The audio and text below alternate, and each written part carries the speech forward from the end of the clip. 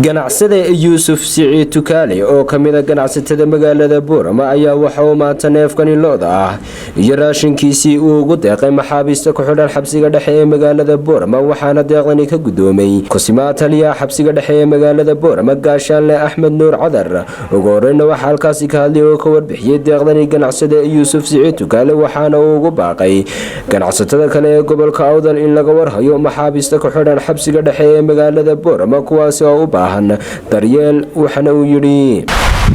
ilaahay ummadda islaamka dhibaataysan dhibaatada ka dulqaado kuwa ciidiga ku jira ciidiga ilaahay ka saaro wixii islaamka ummadda islaamka dhibaataysan ilaahay dhibaatada ka dulqaado ummadda baahanna waxaan leeyahay ilaahay iyagana ka dulqaado dhibaatada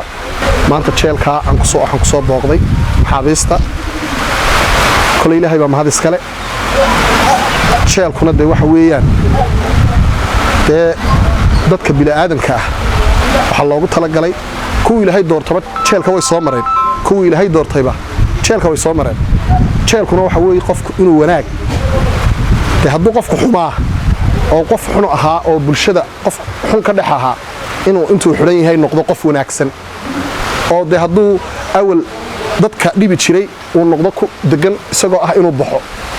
balse waxa weey maanta dadkeenni marka la xidho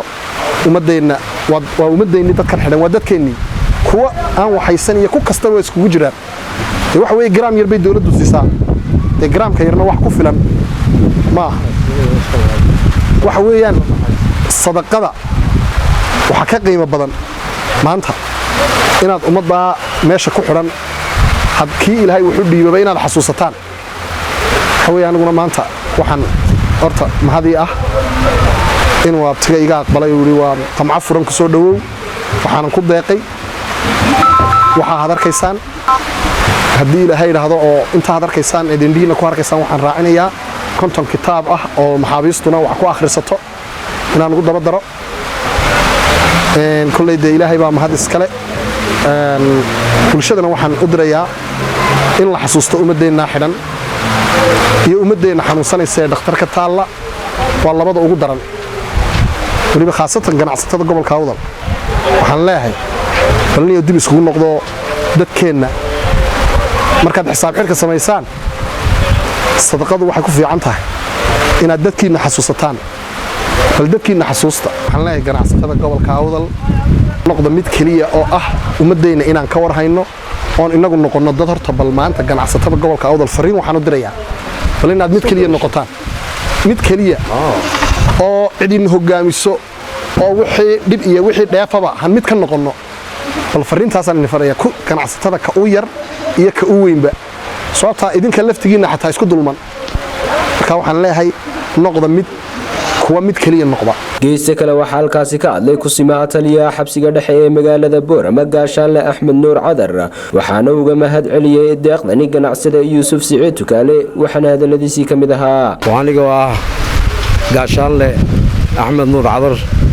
kusimaha taliyaha xabsiga gobolka Awdal waxaan galabta halkan oo 5 barkii tahay galabnimo aan kula wareegayaa sadaqada uu la baxay Yuusuf Siciid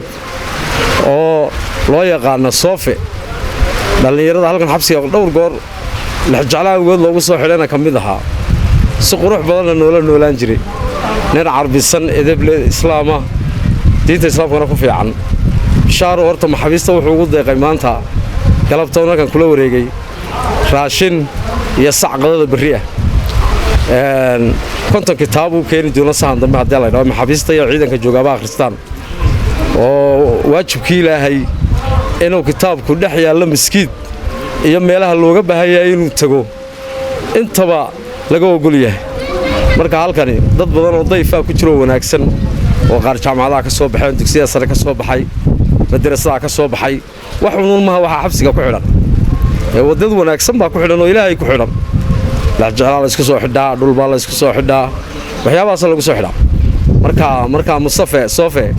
waxaan uga mahad celinayaa martiqaadka uu keenay xabsiga bari saaxiilba oo qurux badan oo indhiina ku aragtaan qadadii oo raashinkii oo dhammaystiran oo qudradii wata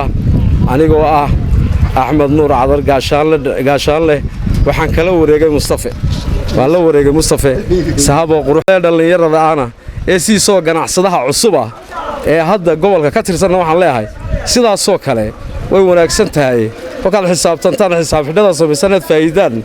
meelaha xabsiyada iyo dadka dhaqtarada ku jirayo waxyaabaha inaad ka warhaysaan Sikriya Cabdi Sheekh Faarax Sikriya Saxane magaalada Boorama